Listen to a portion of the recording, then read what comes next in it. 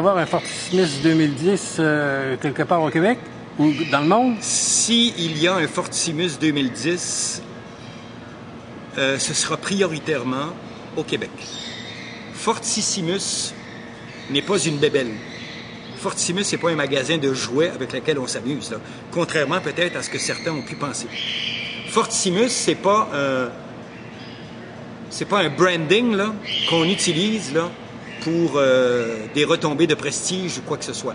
Fortissimus est avant toute chose une compétition extrême qui se veut la meilleure au monde et qui est là pour la mémoire de Louis Cyr.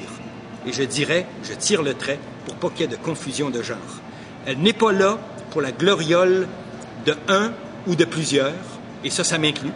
Elle n'est pas là pour les mérites d'une MRC ou d'une ville. Fortissimus est une compétition qui dure 2 jours,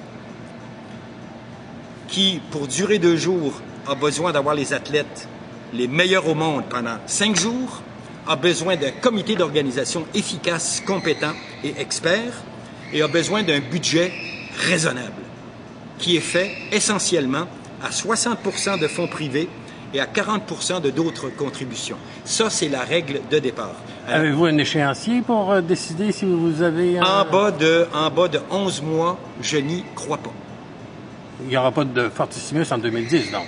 Je dis qu'une compétition de cette envergure-là, en bas de 11 mois, quiconque qui se sert un petit peu de son intelligence, de sa compréhension d'une problématique et qui a le souci de bien utiliser des fonds publics n'ira pas se garrocher tête baissée dans une telle aventure. Ça prend minimum de 11 mois à condition d'avoir l'expertise à portée de la main, d'avoir la confiance des gens auxquels vous allez vous adresser et de pouvoir garantir à un commanditaire ou à un autre que vous allez livrer la marchandise. Ça, c'est un